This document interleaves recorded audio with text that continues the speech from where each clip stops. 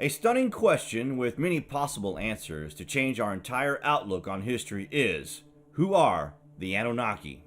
It's not uncommon for answers to be found within the ancient record, but what is uncommon is the spread into popular culture.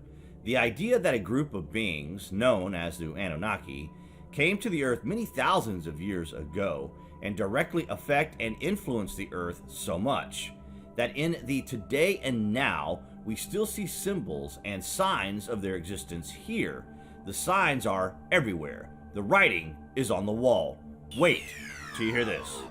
If Sumerian accounts are to be trusted, and the translations of the ancient texts are at least close in their accuracies, then what we have in the cuneiform tablets are the most well-preserved documentations regarding the prehistory of our people. Of course, we are still learning, still connecting the dots, but our overview regarding our existence on the Earth is a serious example into our loss of history and indeed our memory loss. It would appear that in some way we are still adapting to this planet. The question should be, how did we get here? And what the hell are we doing here exactly? And maybe the answers can be found in the Anunnaki question. If you consider the Great Ark, you can also stubbornly leave the door open in the Ark not being a boat, but being that of a spacefaring vessel that crashed into the Earth's ocean, bringing with it the ingredients for human life. Our ancient writings were brought, as well as this gives us a basic grasp on the past when we consider the gods. This could be the effort to remember. The story begins about 500,000 years in the past. Astronauts from another planet came to Earth in search of gold. Splashing down in one of the Earth's seas, they waded ashore and established Eridu, home in the far away. In time, the initial settlement expanded to a full-fledged mission Earth with a mission control center, a spaceport, mining operations, and even a way station on Mars. Short of manpower, the astronauts employed genetic engineering to fashion primitive workers. That was us. The deluge that catastrophically swept over the Earth required a fresh start. The Anunnaki became gods, granting mankind civilization, and taught us some of the secrets of the universe. Then, about 4,000 years ago, all that had been achieved unraveled in a nuclear calamity brought about by the visitors to Earth in the course of their own rivalries and wars. But what had preceded the events on Earth, what had taken place on the Anunnaki's own planet, Nibiru, that caused the space journeys, the need for gold, the creation of man? What emotions, rivalries, beliefs, morals motivated the principal players in the celestial and space sagas? What were the relationships that caused mounting tensions on Nibiru and on Earth? What tensions arose between old and young, between those who had come from Nibiru and those born on Earth?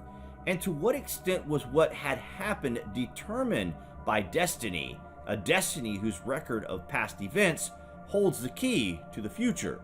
Would it not be auspicious where one of the key players, an eyewitness, and one who could distinguish between fate and destiny, to record for posterity the how and where and when and why of it all, the first things and perhaps the last things? But this is precisely what some of them did do, and foremost among them was the very leader who commanded the first group of the Anunnaki. Scholars and theologians alike now recognize that the biblical tales of creation of Adam and Eve, the Garden of Eden, the deluge, the Tower of Babel, were based on texts written down millennia earlier in Mesopotamia, especially by the Sumerians. And they, in turn, clearly stated that they obtained their knowledge of past events, many from a time before civilization began, even before mankind came to be from the writings of the Anunnaki, those who from heaven to earth came, the gods of antiquity. As a result of a century and a half of archaeological discoveries in the ruins of the ancient civilizations, especially in the Near East, a great number of such early texts have been found. The finds have also revealed the extent of missing text, so-called lost books, which are either mentioned in discovered text or are inferred from such text, or that are known to have existed because they were cataloged in royal or temple libraries. Sometimes the secrets of the gods were partly revealed in epic tales, such as the Epic of Gilgamesh, that disclosed the debate among the gods that led to the decision to let mankind perish in the deluge, or in a text titled Atrahasis, which recalled the mutiny of the Anunnaki, who had toiled in the gold mines that led to the creation of primitive workers, the Earthlings. From time to time, the leaders of the Anunnaki themselves authorized compositions, sometimes dictating the text to a chosen scribe, as the text called the Era Epos, in which one of the two gods who had caused a nuclear calamity sought to shift the blame to his adversary. Sometimes the god acted as his own scribe, as the case regarding the Book of the Secrets of Thoth, the Egyptian god of knowledge, which the god had secreted in a subterranean chamber. When the Lord God Yahweh, according to the Bible, granted the commandments to his chosen people, he at first inscribed in his own hand 2 stone tablets that he gave to Moses on Mount Sinai. When Moses threw down and broke the first set of tablets in response to the golden calf incident, the replacement set was written by Moses on the tablets, on both their sides, when he stayed on the mount 40 days and 40 nights, recording the dictated words of the Lord. Were it not for a tale recorded on papyrus from the time of the Egyptian king Khufu concerning the books of the secrets of Thoth, the existence of that book would have not become known. Were it not for the biblical narratives in Exodus and Deuteronomy, we would never have known about the divine tablets and their contents. All would have become part of the enigmatic body of lost books, whose very existence would have never come to light. No less painful is the fact that in some instances we do know that certain texts had existed, but are in the dark regarding their contents. Such is the case regarding the Book of the Wars of Yahweh and the Book of Dasher, Book of Righteousness, which are specifically mentioned in the Bible.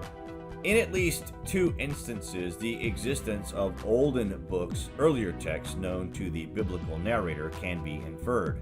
Chapter 5 of Genesis begins with the statement, "This is the book of the Toldot of Adam," the term Toldot being usually translated as generations, but more accurately meaning historic or genealogical record. The other instance is in chapter 6 of Genesis, where the events concerning Noah and the deluge begin with the words, "These are the Toldot of Noah." Indeed, partial versions of a book that became known as the Book of Adam and Eve have survived over millennia in Armenian, Slavonic, Syriac, and Ethiopian languages, and the Book of Enoch, one of the so-called apocryphal books that were not included in the canonized Bible, contains segments that are considered by scholars to be fragments from a much earlier book of Noah. An example of the extent of lost books is that of the famed Library of Alexandria in Egypt. Established by the general Ptolemy after Alexander's death in 323 BC, it was said to have contained more than 500,000 volumes, books inscribed on a variety of materials. The great library where scholars gathered to study the accumulated knowledge was burnt down and destroyed in wars that extended from 48 BC to the Arab conquest in 642. What has remained of its treasure is a translation of the first 5 books of the Hebrew Bible into Greek, and fragments retained in the writings of some of the library's resident scholars. It is only now that we know the second king Ptolemy commissioned in 270 BC an Egyptian priest who the Greeks called Manetho to compile the history and prehistory of Egypt. At first, Manetho wrote only the gods reigned there, then demigods, and finally in 3100 BC, pharaonic dynasties began. The divine reigns, he wrote, began 10,000 years before the flood and continued for thousands of years thereafter, the latter period having witnessed battles and wars among the gods. We will be going into the story of the Anunnaki further in our part 2 of Who Are the Anunnaki. In the meantime, why not check out our backup channel, Light Up the Dark? There you will find dozens of produced content videos that does not appear on the Lost History channel. We will provide the links below, so check that out. And we will include links to our BitChute channel and Facebook page for you to head over and show your support as you see fit. Thanks for the support, guys. Comments below. And as always, thank you for watching.